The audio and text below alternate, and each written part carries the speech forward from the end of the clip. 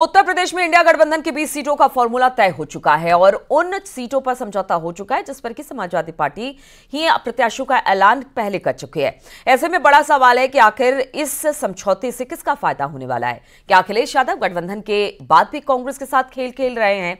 इसे समझने के लिए कांग्रेस को मिली 17 सीटों का समीकरण समझ लीजिए, देखिए रिपोर्ट।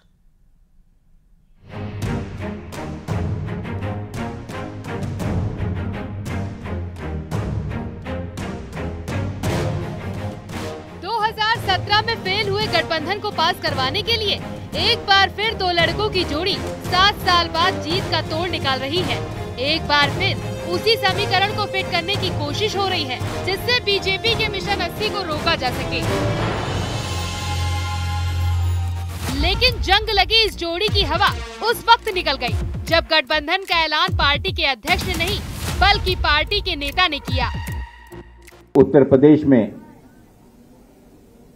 आपसी समन्वय से, चर्चा से यह निर्णय लिया गया है कि भारतीय राष्ट्रीय कांग्रेस यहां पर उत्तर प्रदेश में 17 सीटों पर चुनाव लड़ेगी और इस गठबंधन के तहत अन्य जो बची हुई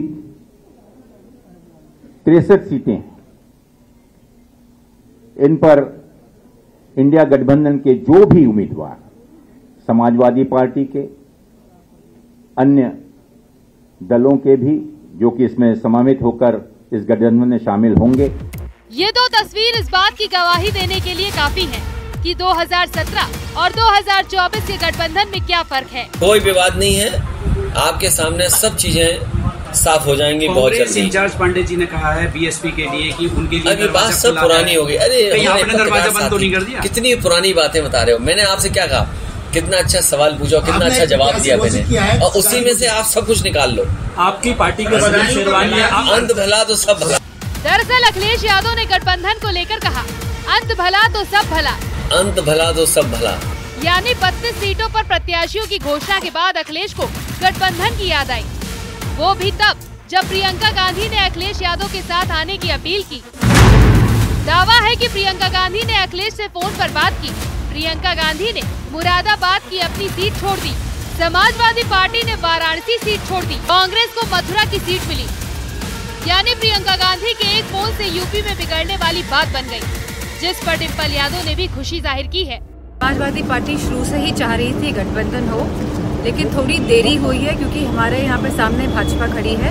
लेकिन इस बात की मैं सभी समाजवादी पार्टी के लोगों को और कांग्रेस के लोगों को बधाई देना चाहती हूँ कि गठबंधन आखिरकार अपने डेस्टिनेशन पे पहुँच गया है और आप देखेंगे कि इसके परिणाम बहुत ही अच्छे होंगे और सब लोगों का समर्थन मिलेगा। हालांकि इस गठबंधन के पीछे सियासी फायदे भी तलाशे गए। अखिलेश यादव ने उन्हीं सीटों पर समझौता किया जहां उनकी पार्टी कमजोर साबित हो रही थी, क्योंकि कांग्रेस को मिली 17 में से 7 सीट पर सपा कभी नहीं जीती। 7 सीटों पर सिर्फ एक बार समाजवादी पार्टी जीती, वहीं 3 सीट पर समाजवादी पार्टी एक से ज्यादा बार जीती। यानी कांग्रेस के खाते में वही सीटें गयी जहां अखिलेश यादव खुद को कमजोर मान रहे थे। ऐसे में अब गठबंधन के बाद कांग्रेस के सामने वजूद बचाने की चुनौती है, क्योंकि दोनों दलों में गठबंधन तो हो चुका है, लेकिन जब सामने मोदी योगी की जोड़ी हो, 80 सीटों का विशाल लक्ष्य हो और 2017 के विधानसभा का प्रयोग फेल हो चुका हो, ऐसे में कैसे 2024 में बीजेपी से मुकाबला करेंगे, ये बड़ा सवाल है। Bureau report, news 18। तो एक तरफ कांग्रेस और समाजवादी पार्टी साथ साथ लड़ने जा रही है, तो दूसरी तरफ अब विपक्षी पार्टियों के नेता बीजेपी में शामिल हो रहे हैं, जिसमें समाजवादी पार्टी और कांग्रेस के बड़े बड़े नेता शामिल बताए जा रहे हैं।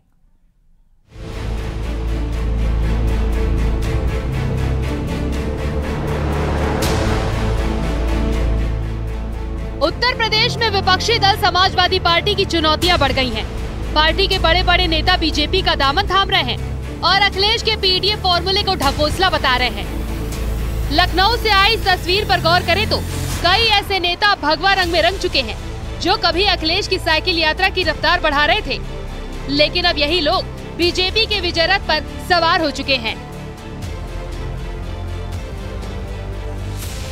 लोकसभा चुनाव की तैयारी में जुटी भारतीय जनता पार्टी की विपक्षी दलों पर सर्जिकल स्ट्राइक लगातार जारी है। यानी कि भारतीय जनता पार्टी विपक्षी दलों में लगातार सेंधमारी कर रही है और दूसरी पार्टियों के बड़े नेताओं को लगातार भारतीय जनता पार्टी ज्वाइन कराई जा रही है। आज भी भारतीय जनता पार्टी में कई पूर्व मंत्री, पूर्व सांसद, पूर्व एमएलसी ने भारतीय जनता पार्टी की सदस्यता ली। इनमें सपा, बसपा के, कांग्रेस के तमाम नेता शामिल है। चुनाव से पहले ये झटका सिर्फ अखिलेश यादव को नहीं, बल्कि कांग्रेस के लिए भी किसी सदमे से कम नहीं, क्योंकि जहां सपा नेता ने बीजेपी का दामन थामा, तो वहीं कुछ कांग्रेसी नेता भी बीजेपी में शामिल हो चुके हैं। बस्ती से एसपी की चेयरमैन नेहा वर्मा बीजेपी में शामिल, समाजवादी पार्टी के नेता अंकुर वर्मा बीजेपी में शामिल, प्रयागराज से एसपी प्रत्याशी रही ऋचा सिंह बीजेपी में शामिल। वहीं कांग्रेस नेता उदित राज के भाई कालीचरण ने भी बीजेपी की सदस्यता ले ली। यानी दो लड़कों की जोड़ी के बीच कांग्रेस और समाजवादी पार्टी में भूचाल आ चुका है। बहुत गर्व का विषय है, हमारे लिए बहुत आनंद देने वाला क्षण है कि आज आपकी सदस्यता के लिए ग्रहण करने के लिए हमारी सरकार के वरिष्ठ उप मुख्यमंत्री आदरणीय केशव जी और ब्रजेश पाठक जी की उपस्थिति में आप लोग सदस्यता ग्रहण कर रहे हैं। उत्तर प्रदेश की 80 लोकसभा सीटें भारतीय जनता पार्टी और गठबंधन जीतने जा रहा है और इसमें आप अपनी भूमिका, जैसे जब कोई पवित्र यज्ञ चल रहा हो, उसमें आहुति डालने का मौका मिलने वाला हो और उस मौके को आपने चुनने का काम किया है, इसलिए मैं आपका भी अभिनंदन करता हूं। एक तरफ बीजेपी का कुनबा बढ़ रहा है, तो दूसरी तरफ बीजेपी का अल्पसंख्यक मोर्चा विशेष अभियान शुरू करने जा रहा है। लखनऊ के दरगाह से अभियान की शुरुआत हो चुकी है। मोदी हमारा भाई के नाम से चुनावी अभियान चलाया जा रहा है। मुस्लिम आबादी वाले इलाकों में संवाद करेंगे। 20% वोट बैंक को पाले में लाने की कोशिश होगी। यानी उत्तर प्रदेश में 80 सीटों का लक्ष्य लिए बीजेपी अब चुनावी तैयारियां युद्ध स्तर पर शुरू कर चुकी है, जिसके जरिए विपक्ष की रणनीति को कमजोर करने के साथ ही अपने कुनबे को मजबूत करने की भी है, ताकि यूपी के रास्ते दिल्ली की गद्दी पर हैट्रिक लग सके। Bureau report, news 18।